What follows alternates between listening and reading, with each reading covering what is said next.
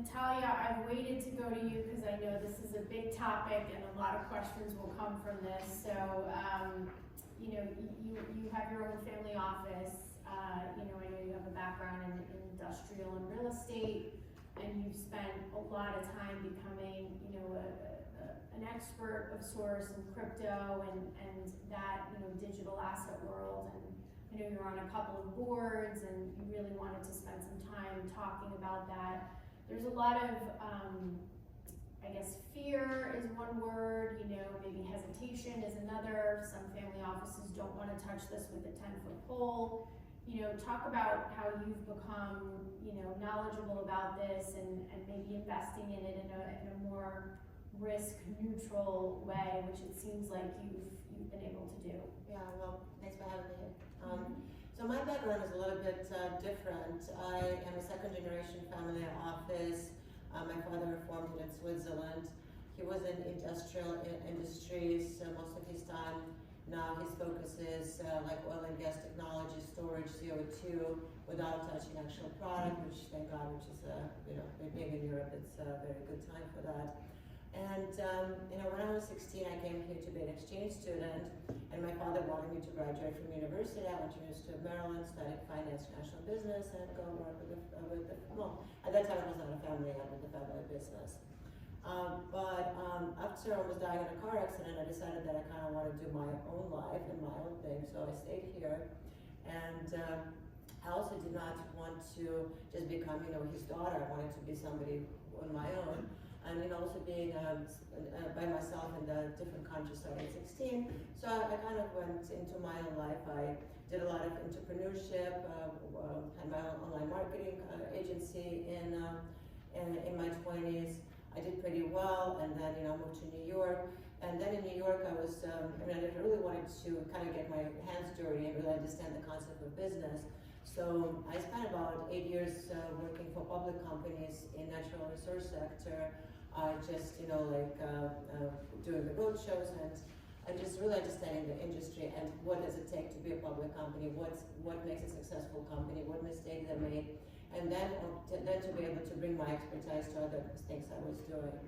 And you know, like now, you know, my father and I mean, I consult, I sit on the board of the family office. Before we're just very separately because he has a very strong mentality. That's what he's doing and what he's doing. But right now he's gonna have, you know, next big exit should be, you know, like early next year, and he's actually gonna allocate portion of it to me to actually do what I'm doing, because that's a huge step for him to trusting it over. And also, you know, being a single mom of 2 boys, I also want them to kind of take my route to, you know, you have to kind of go do your own way before getting in the family, because it's your own life. And until you actually figure out what works for you, what you wanted, the kids have to have some freedom in what they want. So, you know, and again, you know, I have a half sister who's a teenager, so my boys would be probably the most leading part, you know, especially my 16-year-old, you know, 10 years away from now. So kind of preparing that foundation for them as well. And throughout my career, I took a lot of risks, I took a lot of chances, I made money, I lost money, like we all have here. I always looked for very interesting opportunities, but something that can really change the way we live, to change the way we operate the world, like looking into the future, taking more risks, you know, investing in technologies, you know, like streaming, video compression, Web3, metaverses. A lot of stuff I do in crypto, but not everything is in crypto. Like you see what's going on in the markets right now, I think it's just kind of time to stay away from the market in a way, because you really don't know, it's too much insecurity. But you know, even we work with some public companies, they're so small that markets really does not affect them. So something to build further with a more time horizon. So you know, like what's going on in Web3 and in crypto right now, you know, what Web1 was read, Web2 read and write, and right now Web3 is going to be property ownership. So we all becoming well control of our data, and that's a complete different layer. I look, you know, like there's a lot of risks in the cryptocurrencies, but as far as the DeFi, as far as the future, as far as the blockchain, it still will be utilized. And I think there's still a lot of opportunities. It's very similar to the bubble of internet. There's going to be a lot of companies going to go under, but there's going to be that chunk of the companies who really believe in what they're doing doing and making the difference in the world that will make it through. There are so many companies who try to make a quick buck, but there's a lot of factors I can later talk about. What do you look for the companies before you invest? What are the red flags, right? So because there's for the hype, so investors come in money, write it down, sell it, crash it. There's, I would think, majority of that right now. You have to be really aware of that. But how do you navigate? Like everybody looks like they just woke up and rolled out of bed, and you know. It's exactly what it was in in the late 90s, early 2000s. It's the exact same story. People trying to rush in NFTs. If you put $200 in 2-3 years ago, it can be worth $1 million right now. But I mean, I wouldn't go up right now NFTs because I have no idea. It's way too overvalued. I look at NFTs as more as a connectivity. Like we're building one of the metaverses for video gamers, and we're using NFT as a connectivity, right? And of course, we'll have an NFT marketplace, and NFTs, you can bring your avatar or whatever asset. So it's more, a connectivity into the blockchain, into the smart contract, rather than, speculating on, a piece of art created. So like, I look at it more from technology standpoint of view. Yeah, I mean, right now I'm doing a lot of stuff at NFTs, and I just partnered with Ripple and Binance, and Binance is probably top 3, crypto exchange. So again, what I do is, when I look at a new vertical, I try to find who the experts are within the respective space, and I partner with them and to learn. So on, for Ripple, for them, they're late to the NFT game. So for them, they just created XRP Ledger. So they want people to mint NFTs on XRP Ledger, right, instead of Ethereum or Polygon. So whereas Binance is completely different. They're more, they're more of a marketplace, right? And so the way I look at NFTs is a raffle ticket, basically. So there has to be utility behind it. So the way I look at it is, basically, how can you buy no one's gonna pay $1,000 for an NFT, but you'll pay $25, which is a raffle ticket, to win a utility. Let's say you win, a signed jersey from your favorite player, or something like that. So that's how I look at it. It's like the same thing you say. It's like the connectivity. And I look at like the metaverse right now. The company I invested in last week, basically they're building the sort of the pick and the axe infrastructure to build metaverses. Because I don't know what metaverse is going to win. I have no clue. Everyone has their own metaverse world. Yeah. So I'm trying to build. Who's building the infrastructure, right, for the metaverse? So that's where I'm investing in right now.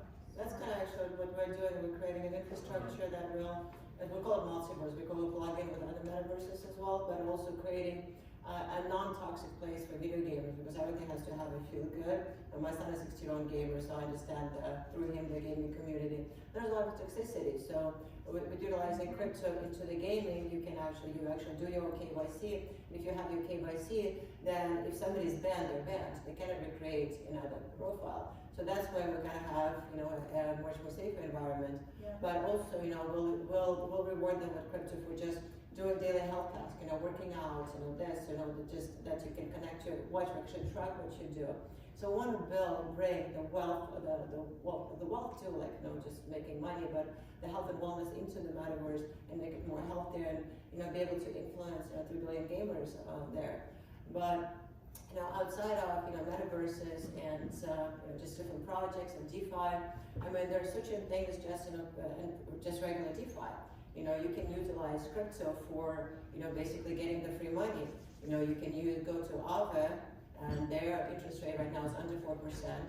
If you put your you buy the stable coin, you have it as a collateral. When you can have collateral as stable and non-stable, then just have to have it's non-stable, usually like 150%. But if it's stable, it's like 1 or 2%, 100%, obviously. Then you can take your money out, but if you put the money into a liquidity pool, it earns you interest. So basically, you're earning interest on the full amount, but you only but you're still pulling it out as a collateral. Therefore, basically, you just took completely free money. You can do anything you want to, and you kind of can rotate it as well. So crypto gives you a lot of different ways, by utilizing, just flash loans, like no other interest you will have when you can actually do a quick transaction as long as it's on the same chain, same contract. Then you can have, 100 million flash loan, and you'll utilize it as an arbitrage opportunity. You see one crypto is trading, this exchange, another one, to difference. So you can say arbitrage opportunity. You create a smart contract with wherever the flash launcher cover the bases, and you make pure profit, less gas fees, less, I think like less 0.3% of the 1.9% of the fee for that contract.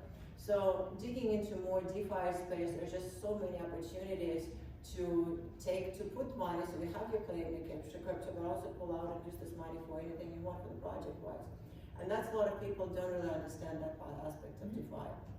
I have a feeling you'll be getting a lot of emails on this panel. Were you on the stablecoin thing as collateral, that's staking, right? Well, there's a staking when you lock up all your coins, Okay. and then you get whatever the APY.